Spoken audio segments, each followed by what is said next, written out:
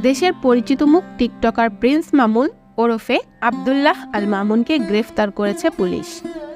রাজধানীর ক্যান্টনমেন্ট থানায় লায়লা আক্তার ফারহাদের দায়ের করা ধর্ষণের মামলায় সোমবার 10 জুন রাতে তাকে গ্রেফতার করা হয়।